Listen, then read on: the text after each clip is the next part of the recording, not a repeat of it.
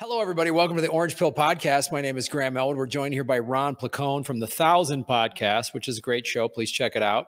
I'm a huge Bitcoiner, and Ron, you've become a Bitcoiner. And one of the things that I like about the Bitcoin community, and it's a lot of different people from a lot of different walks of life, but there's kind of some consistent through lines, which is freedom of speech and freedom of the press.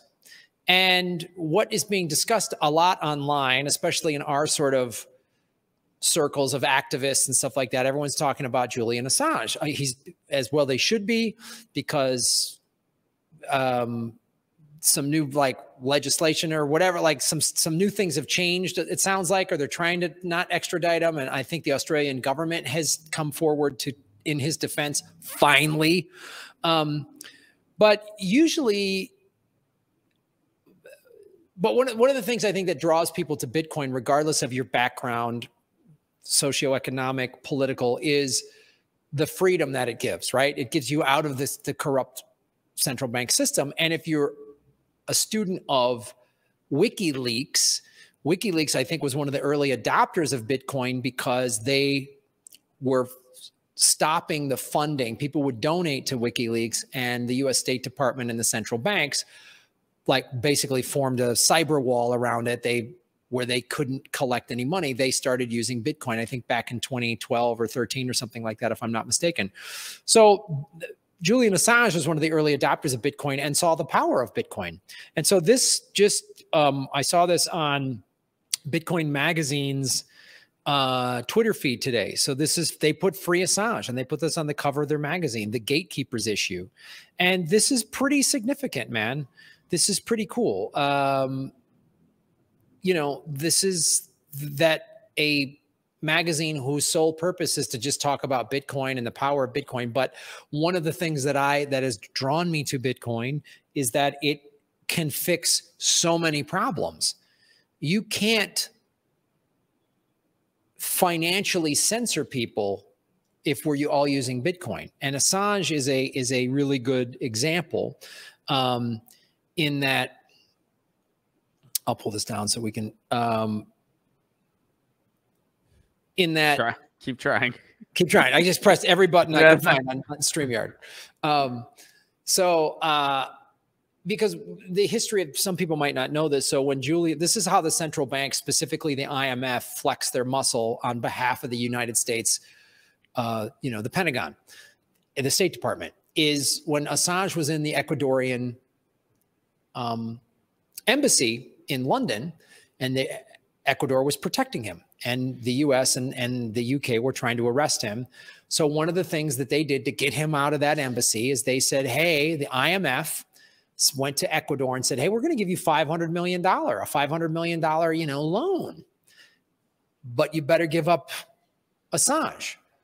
And initially the Ecuadorian president, I think, was like, nah, we're going to still give up Assange. And they're like, okay, we're going to pull that money away.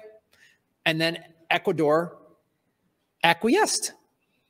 And so that's one of the ways that they got Assange, who is a political prisoner, for doing nothing more than publishing information that was given to him about how the United States is committing war crimes and killed journalists and innocent people in Iraq and Afghanistan under the Bush administration and the Obama administration.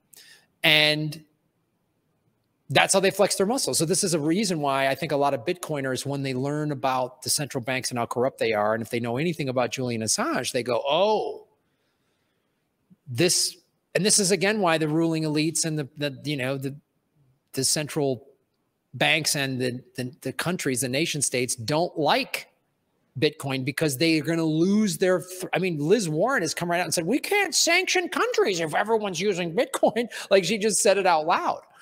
So, Ron, how do you see this? Obviously, you're very familiar with the Assange case and what is happening right now. And how do you see, not only, first of all, just tell us what you see about the current situation with Assange, but also how you think Bitcoin could potentially, I don't know that we can draw the line that Bitcoin could get him free, but could Bitcoin in the future help avoid more whistleblower journalists like Assange from being illegally imprisoned? There's a lot of elements going on there, man. Well, Yes. so first of all, with the Assange case, I mean, as of us streaming this right now, the date is February 19th. Tomorrow, February 20th, and then I believe 2 days, the 20th and the 21st, is when he is going to appeal being sent to the U.S. That's where the case is right now. They have ruled that he can be sent to the United States. If he is sent to the United States, that's the worst possible thing that could happen. He's in a terrible situation already in London. Like the conditions are terrible. However, it would be even worse if he were to be sent to the United States. In fact, they even ruled that prior. I mean, at one point, the court ruled, obviously they put it in more flowery words, but they basically said, that would be too barbaric to send this guy to the United States. Like, that's basically what they said. Rome has made him an honorary citizen. Oh, wow. Yeah, Rome has made him an honorary citizen, which is really cool. There have been protests all throughout London. Someone in the chat pointed that out. There's also some journalists from all over the world. I know Kevin Gustola, I believe, is out there now from The Dissenter, here, based here in the U.S. So there's journalists from all over that are out there that are going to be covering it on the ground tomorrow from London. So this is sort of the very pivotal moment. And there's a huge sense of urgency, because if they say he can go to the United States and they send him there, that's wow. I mean, like there's no chance he will get anything resembling a fair trial, because all the entire setup of it all is just complete nonsense. And we can't unpack every single element right now. It would take too long, but it's based on just speculation and nonsense. And it's based on their star witness, by the way, to bring finance into this in general. Their quote unquote star witness, who was a mole for the FBI, who is a convicted sex offender, and who recently admitted that they lied about everything. I'm going to mispronounce the name, but Sigurdur Thordarson from Iceland. Again, I'm probably butchering the name, but that guy lied about everything, admitted it, is a known embezzler. He was embezzling money from WikiLeaks. So, you know, had they been, you know, more on the blockchain, presumably, yeah, some of that could have been prevented, certainly. I don't know how something like Bitcoin could prevent future things like this from happening, because these are just, you know, political exercises. You know, and so that's funny. Woke Pope. That Alex Levy. Thank you, Alex, for supporting the show. Rome made Assange an honorary citizen. Woke Pope strikes again. I don't know if the Pope said anything about it or not. That's actually a good question. I'm not sure of that, but well, hey, whatever the motivation was, I'll take it. It's great, but I mean, just to be clear, there's no way Rome made a decision without the Pope weighing in. Right. Like, if the Pope didn't want to do this, I doubt Rome would have done it. So just probably, yeah. That's my guess. So yeah, I mean that's where the Assange case is. I mean, it's in a very, very dire situation right now, because again, and his health is. I mean, he had a stroke not too long ago. You know, his health is fading. He could. I mean, it's not out of the realm of possibilities that he could at some point have brain damage, you know, just because human beings aren't supposed to be in isolation that much. Like, it's just not healthy. It's not okay. And they're trying to kill him. They're trying to kill him. They're trying to kill him. And it's already been made clear, like, they had assassination plans against him. And it's so like, not, I almost said hilarious. That's probably the wrong way to put it, but it's just so incredibly just absurd how in the United States there's people that are still, oh, Julian Assange helped Trump, which isn't true. But also it was revealed that Trump was part of the, like, they were trying to assassinate him. But like, oh yeah, they're so buddy. Trump was trying to kill the guy. You know, I mean it's just so absurd. That is so easily debunked. For starters, like, go to WikiLeaks and see the, like, thousands of posts of stuff revealing Trump's corruption. Yeah. Like, because WikiLeaks doesn't if they get information and it's verified, they put it out there. It's that simple. It's not like this notion that like, WikiLeaks just has secret access to everybody's files, and they've numerous ties to Trump, numerous ties to Putin. Like they've called out scams within Putin and oligarchs and big Russian corporations and the Clintons. Like WikiLeaks just shows how they're all in bed together. they're all awful people, and people just, this just reeks of the Clinton crybaby loser machine of every time they lose, it's somebody else's fault. So blame Assange, blame Putin. Oh, he's in bed with Trump. And again, Americans are just fed nonsense and propaganda on the regular media and on social media. So if an American just hears some little clip thing and they just go, oh, Assange, he worked with Putin and Trump, and they don't even know what they're talking about. They're just regurgitating some nonsense that was fed to them by, CIA algorithm or whatever. Anyway, it drives me nuts. Yeah. And we are, you and I have stayed on this beat for many years, as have other people, in this space, which is very important because no one else is. I mean, the corporate media in the US, there was one moment where they had a little bit of pause where I don't know if it was Chris Hayes or who it was, but journalist, quote unquote, in the corporate media had a moment of pause where they kind of had a brief millisecond where they thought maybe this isn't good. But that was very, very short lived. Yeah. And then it was back to repeating, the nonsense propaganda about this guy. And it's in many ways, it is a remarkable thing to live through because you are witnessing, like, yeah, they're trying to kill this guy. And the only, quote, crime he committed was he published things that powerful people did not want seen. That's all. Like, that's all he did. He didn't even obtain it himself. Someone else gave it to him. But they're gonna make an example of him.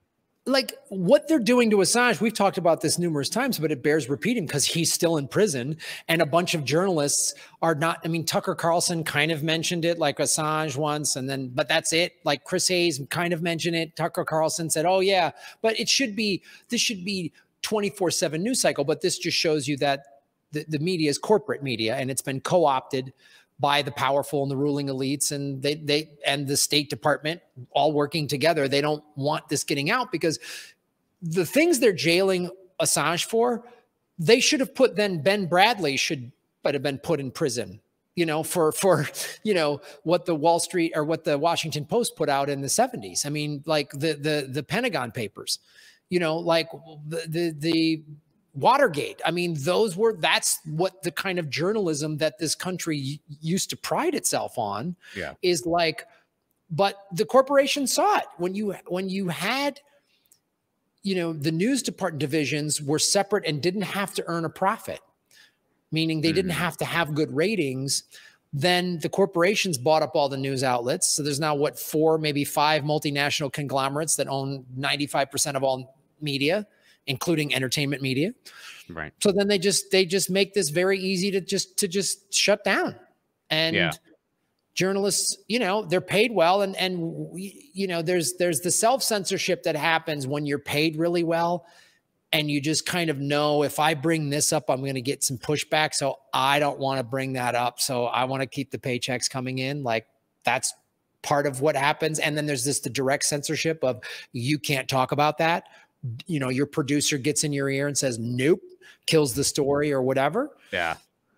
It's crazy, man. And yeah, we're just going through all of this in real time. And by the way, you mentioned like journalists of this country used to pride itself on. I mean, some of the stuff that he published that people are saying was just so objectionable. I mean, The Guardian published the same stuff.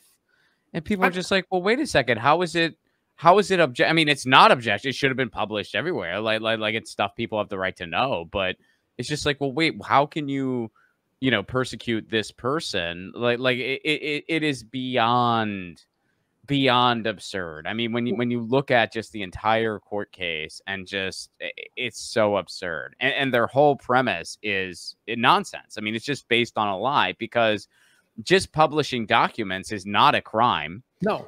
So they're trying to make it out like he hacked something. They have no evidence of that. Years have gone by. There's no evidence that that happened. They tortured Chelsea Manning to try to get a confession out of her. She didn't give one, because it's likely because it's not true. I mean, if somebody helped me hack something and you tortured me for 6 years, I'd probably confess. Yeah. If that was true, well, so, I mean, it's just so beyond absurd. And just knowing that it can happen is just so frightening. And it also shows the overarching just power of the United States. Speaking of which, I just put on the screen here a tweet from Edward Snowden. Another, you brought up the Guardian. This is back when the Guardian was still like doing journalism, when Edward Snowden revealed how the NSA is like tracking all of us. And that, again, happened under Obama, and Obama didn't go, oh yeah, we got to do the right thing. Obama went after him. Obama put Chelsea Manning in jail. Obama made Edward Snowden have to flee. And this is the thing, Edward Snowden, if you look on the screen here, unpopular but true, Bitcoin is the most significant monetary advance since the creation of coinage. If you don't believe me or don't get it, I don't have time to try to convince you. Sorry. I put that up there not just because, hey, this is a Bitcoin show, but Edward Snowden completely understands how not just, obviously he's going to get the technical stuff of Bitcoin quite well because Snowden is like a tech genius and he worked in the NSA, but he understands why it's a threat to those in power. So that's why Edward Snowden is also pro Bitcoin. And this is why, again, Snowden has been targeted. He's had to live in Russia for 15 years now or whatever. Chelsea Manning, as you said, was put in prison and tortured.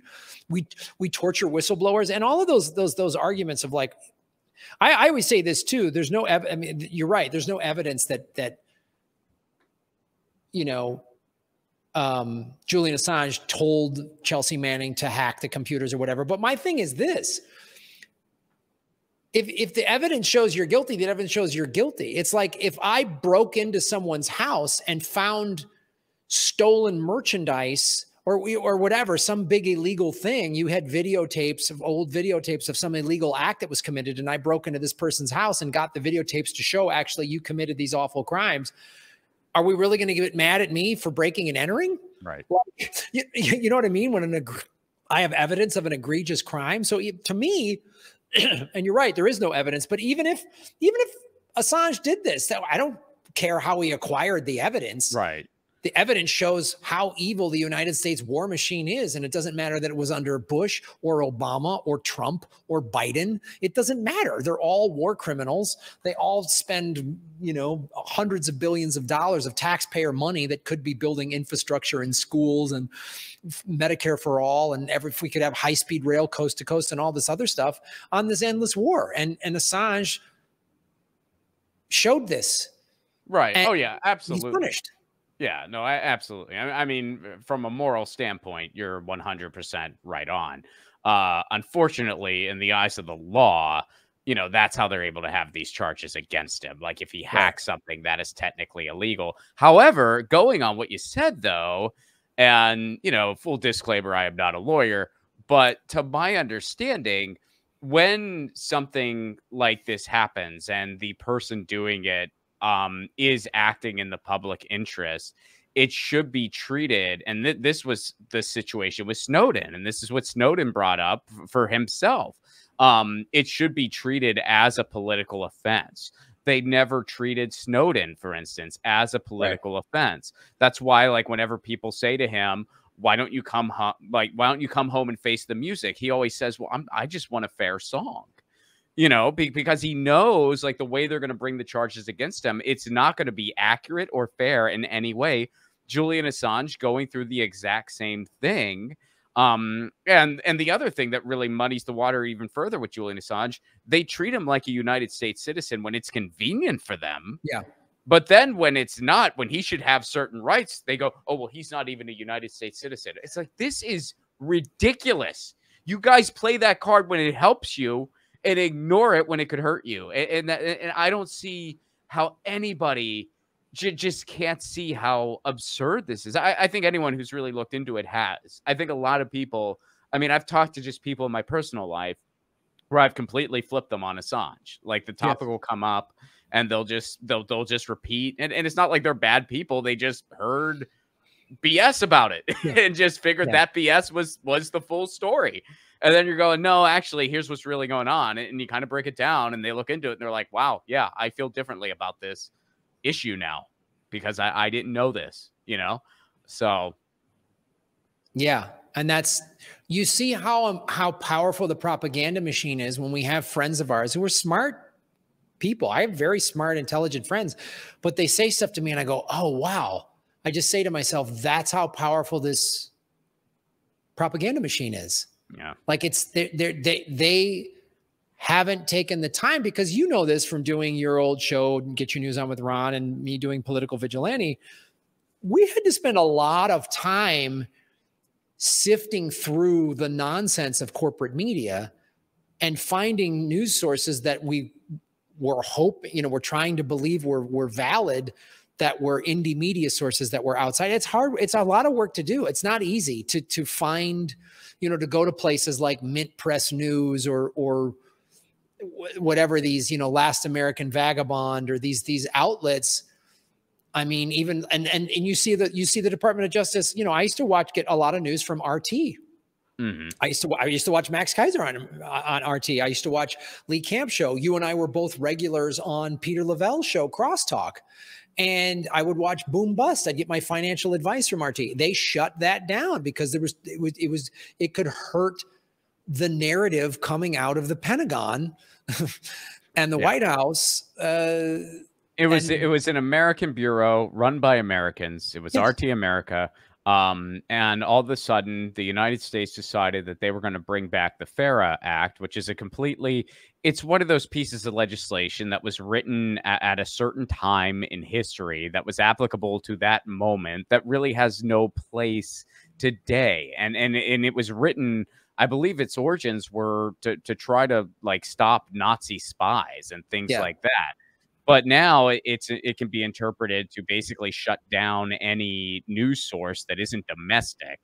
So they imposed the FARA Act, but for some reason they only went after Russian outlets and Chinese outlets. Right. You know, BBC America wasn't a problem. You know, like none of that was a problem. It was just Russian and Chinese outlets that they went after. And you know, again, we watch that unfold in real time. We all lived through the past 7 or 8 years where, you know, people who seemed like intelligent people truly believed that people like Larry King and Ed Schultz were spies for the Russian government. I mean, it's just absurd. I mean, it's McCarthyism on speed. Yeah. And we've been living through it. And you know what's even more scary is those were the more laid back times compared to right frickin' now. There are times where I'm like, man, I really wish the carefree days of 2017 where people just told me with a straight face that they thought colleagues of mine were Russian spies. I miss those more simpler times. It's even more insane now. And it is. I mean, it's just. Remember the good old days when we could just go on RT America and some of our friends would call us sellouts to Russia and we could just like. As they went on MSNBC. Yeah, as they went on.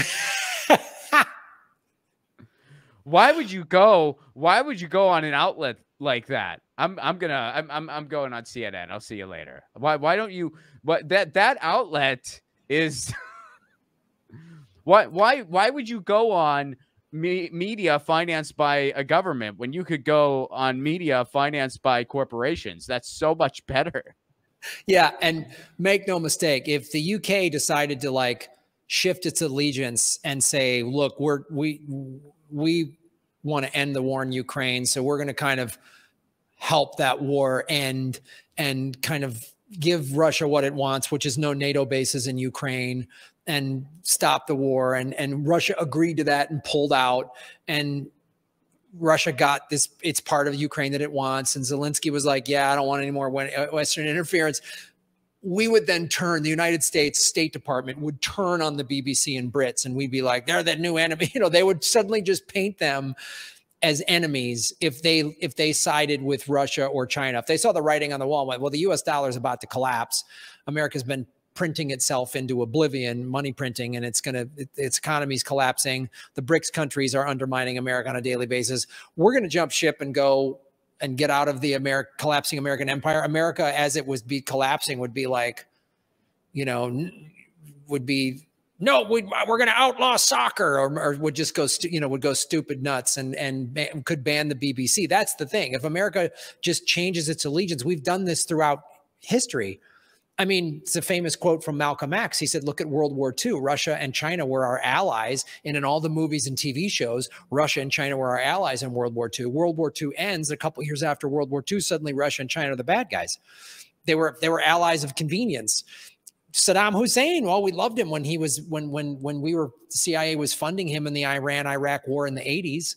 And then he said, I'm going off the petrodollar. And suddenly we didn't like his dictatorship. He was a fine dictator when he was on our side. I mean, that's America's hypocrisy. Anyway, I could talk about that for hours, but it's really hard being the world's bully. It's just hard to keep track of it all. Who are you supposed to? Who are we bullying? Who are your friends and foes this week?